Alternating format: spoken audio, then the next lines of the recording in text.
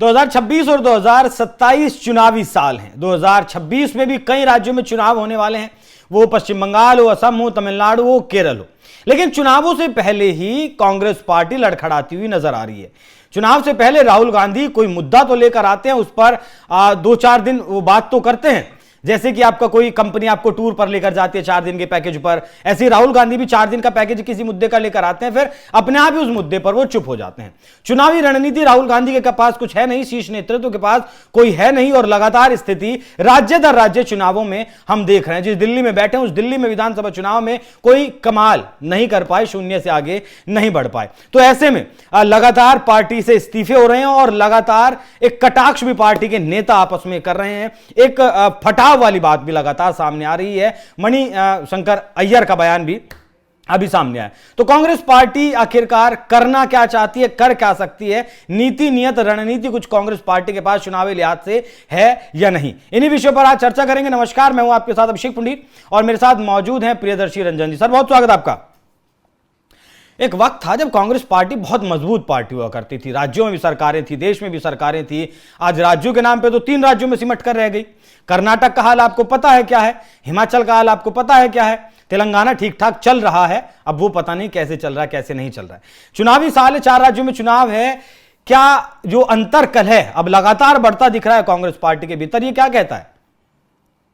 नहीं, आपने ठीक कहा, न नेता है, न नीति है, न नेतृत्व है। और ऐसे में कांग्रेस की नैया कैसे पार लगेगी? और 2026 कांग्रेस के लिए अग्नि परीक्षा है। कांग्रेस अगर 2026 को पार कर गई तो कांग्रेस का भविष्य रहेगा, वरना कांग्रेस की राजनीति पर फुल स्टॉप भी लग सकता है। मैं ऐसा इसलिए कह रहा हूं कि 2026 में जिन राज्यों में चुनाव होने हैं वो कांग्रेस के लिए बेहद महत्वपूर्ण है। चाहे वो तमिलनाडु की बात हो, केरल की बात हो, असम की बात हो या फिर पश्चिम बंगाल की बात हो, ये 4 राज्य बेहद महत्वपूर्ण राज्य हैं और यहां से कांग्रेस की दिशा और दशा दोनों तय होगी।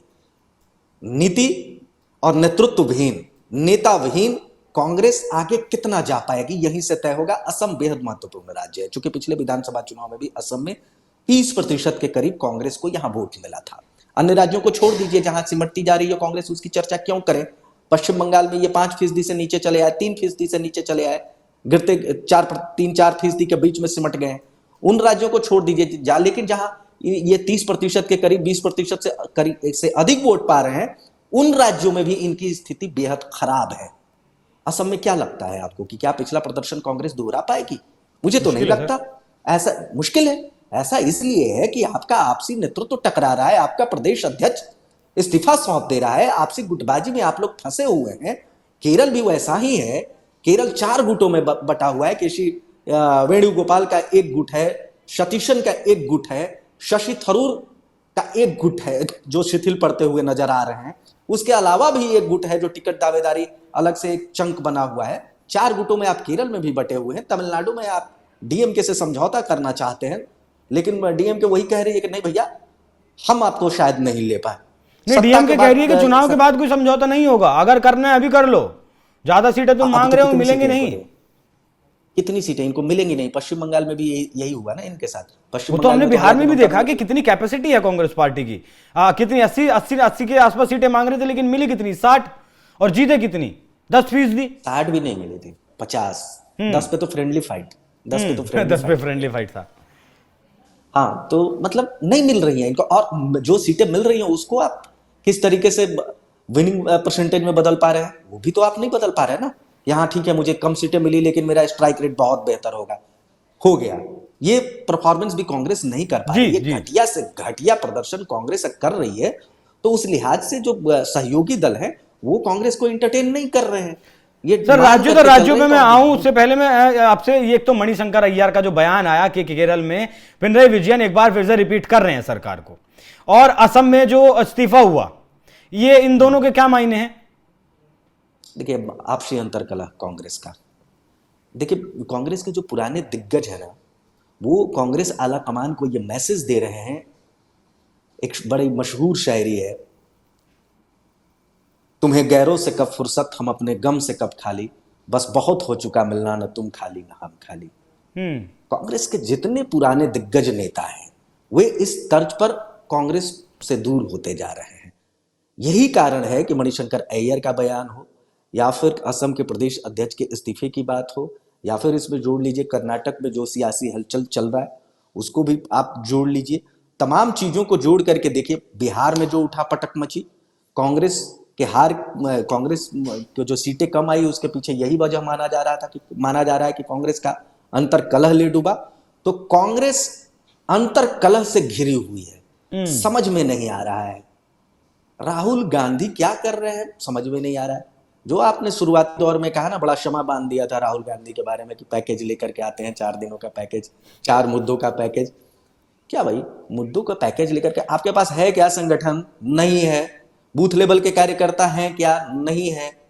मुझे नहीं लगता कि कांग्रेस का तमाम जिलों में जिला कार्यालय भी है देश के, प्रखंड कार्यालय की तो आप बात ही छोड़ दीजिए।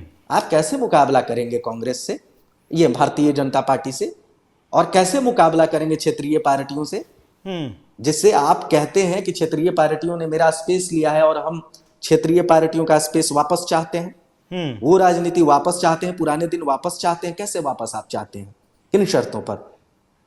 आपका मैनेजमेंट भी इतना कमजोर है, लुंज पुंज है, और लुंज पुंज व्यवस्था नहीं चलती है। आप राष्ट्रीय पार्टी हैं जी, लेकिन राष्ट्रीय पार्टी के नाम पर आपके पास कुछ है तो नहीं। सर, मैंने एक किताब पढ़ रहा हूं अभी, कांग्रेस मुक्त भारत, उसमें बहुत सारे एग्जाम्पल्स दिए गए हैं कि जनता ने क्यों कांग्रेस पार्टी को नकार दिया यूपीए के बाद। तमाम घोटाले उसमें दिए गए हैं, बोफोर्स का जिक्र है, खेलगांव का जिक्र है, 2G का जिक्र है, बहुत सारे घोटालों के जिक्र है। वो सारा जिक्र है कि कांग्रेस पार्टी ने क्या कुछ यूपीए के दौरान किया, इसलिए जनता ने तो नकार दिया। लेकिन मेरा सवाल ये, अच्छा उसमें यह भी कहा गया कि अगर ओवरऑल देखें अब तक कांग्रेस पार्टी जब से बनी है तब से कांग्रेस पार्टी 30 से ज्यादा बार टूट चुकी है। वो कांग्रेस IR बनना हो, सिंडिकेट बनना हो, या फिर अलग अलग राज्यों में जो उसके छत्रप निकले हैं, ममता बनर्जी हो, शरद पवार हो, वो उसका जनाधार गया हो। लेकिन मैं आपसे यह समझना चाहता हूं कि जनता ने तो नकार दिया, ठीक है, लेकिन आपके विपक्ष के जो अलाइज हैं, इंडिया अलाइज के जो नेता हैं, ममता बनर्जी एकला चलो, तमिलनाडु एकला चलो, असम में आपका कोई जनाधार नहीं बचा है, उत्तर प्रदेश में आप सिर्फ 2.25% पर आ चुके हैं, तो आपके मतलब राहुल गांधी हो, मायावती हो, आपको एक्सेप्ट क्यों नहीं कर पा रहे हैं? राहुल गांधी की अगर बात करूं, स्वीकार्यता कहां गई? वो है, वोट प्रतिशत है नहीं, और बातें बड़ी बड़ी कांग्रेस कर रही है। बिहार में भी यही बड़ी बड़ी बातें कांग्रेस कर रही थी, उत्तर प्रदेश में भी ऐसी ही बड़ी बातें कांग्रेस करती है, यही बड़ी बातें दिल्ली में भी कांग्रेस करती है। ठीक है, अरविंद केजरीवाल की सरकार नहीं बन पाई, लेकिन आपको कितना वोट प्रतिशत मिला? आप भी देखेंगे ना कि आपको वोट प्रतिशत कितना मिला। आप डबल डिजिट में भी नहीं पहुंच पाए, और ऐसी स्थिति में आप कहेंगे कि हम गठबंधन करेंगे अपनी शर्तों पर? नहीं, आपको तो याचना करना पड़ेगा क्षेत्रीय पार्टियों के सामने कि मुझे रख लो, मुझे दे दो। और आप क्षेत्रीय पार्टियों के साथ रण कर रहे हैं, सीना टाइट करके जा रहे हैं कि हमें इतनी सीटें देनी है तो दो, नहीं तो मैं चला। क्षेत्रीय पार्टियां एकला नहीं चल रही हैं, क्षेत्रीय पार्टियां कांग्रेस के बिना चल रही हैं, और उनको समझ में आ रहा है कि कांग्रेस का अगर हमने साथ लिया तो कांग्रेस जो हाथ थमाएगी वो हाथ डुबो देगी। तो बिहार उसका उदाहरण है ना। अन्य राज्य, उत्तर, अरविंद केजरीवाल भले ही आप इंडिविजुअल पॉलिटिक्स तो कर पा रहे हैं, अगर कांग्रेस के साथ चले जाते तो कांग्रेस की जो लेगेसी है वो उनके ऊपर लग जाता, और हर राज्यों में ऐसा ही होता है। उत्तर प्रदेश में अखिलेश तो कांग्रेस के साथ नहीं जाने वाले हैं, यकीन मानिए, दूरियां बनानी शुरू कर दी हैं। वो तो मायावती का वो दे चुके हैं इशारा कि बहुजन समाज पार्टी के साथ हमारे रिश्ते अच्छे हो रहे हैं, वो नहीं जाएंगे राहुल के साथ, बिल्कुल नहीं जाएंगे। और उपचुनाव जो हुआ था लोकसभा चुनाव के बाद उत्तर प्रदेश में, उस चुनाव में भी समाजवादी पार्टी ने कांग्रेस को साथ नहीं रखा, अकेले समाजवादी पार्टी लाई, और कांग्रेस ने जो तर्क दिया वो कहा कि नहीं, हम साथ में नहीं जाना चाहते हैं।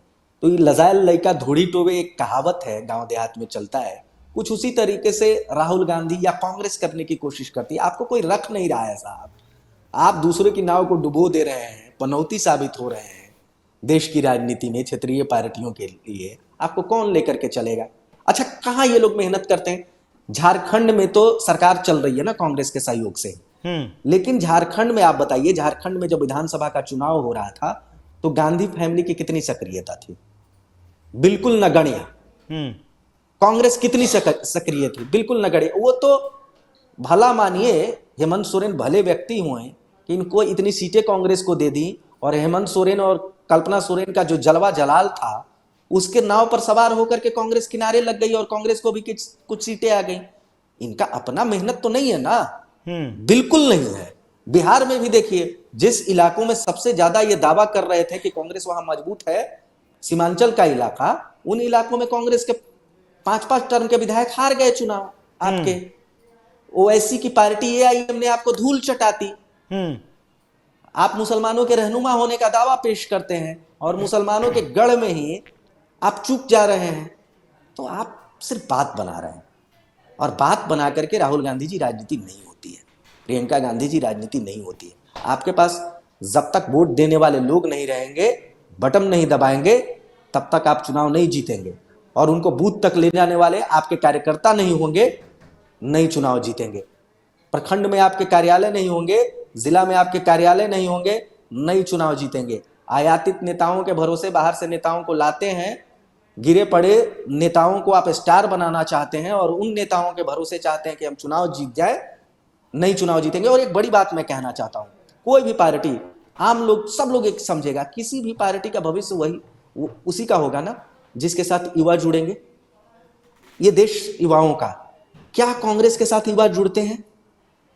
राहुल गांधी युवाओं की बात तो करते हैं, लेकिन युवाओं के लिए कौन सा उन्होंने प्रयास किया? युवा नेतृत्व तो कांग्रेस के भीतर कहां दिखता है? उन्होंने कहा कि हम युवाओं की बात करते हैं और ये लीजिए युवाओं को थोक भाव से टिकट दिया। कांग्रेस ने ऐसा किया है क्या? क्यों कांग्रेस के साथ युवा जुड़ेंगे? और जब तक युवा नहीं जुड़ेंगे, आपकी पार्टी नहीं खड़ी होगी।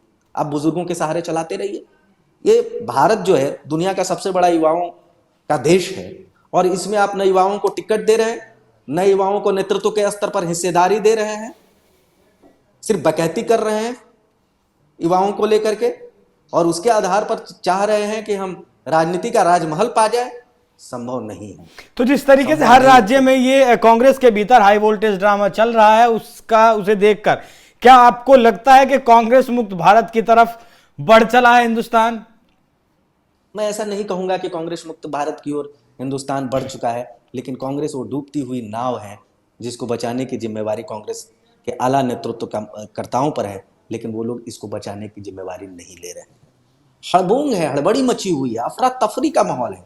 लोग भाग रहे हैं, इधर भाग रहे हैं, उधर भाग रहे हैं, ढूंढ रहे हैं, आपस में ही कलह कर रहे हैं। क्यों कलह कर रहे हैं? भागना चाहते हैं कांग्रेस से, रास्ता ढूंढना चाहते हैं, स्मूथ एग्जिट चाहते हैं। डीके शिवकुमार स्मूथ एग्जिट चाहते हैं, शशि थरूर स्मूथ एग्जिट चाहते हैं कांग्रेस से, मध्य प्रदेश के कई नेता स्मूथ एग्जिट चाहते हैं, महाराष्ट्र में इनकी वही स्थिति है, असम में प्रदेश अध्यक्ष आपके इस्तीफा देते हैं, अपमान मनोबल के बाद उनको पार्टी में रखने में कामयाब हो पाए हैं। तो ये जो स्थिति बनी हुई है, ये तो यही है ना कि कोई टाइटैनिक है वो डूब रहा है, तो लोग किसी तरीके से भागना चाहेंगे, नाव पहले किसको मिल जाए। कि टाइटैनिक डूब रही तो बगल में कोई नाव लगा हुआ है, उस पर पकड़ करके निकल ले। तो जिसको नाव मिलेगा वो निकल जाएगा, जिसको नाव नहीं मिला है वो उसी कांग्रेस नामक डूबते हुए टाइटैनिक पर अभी खड़ा है।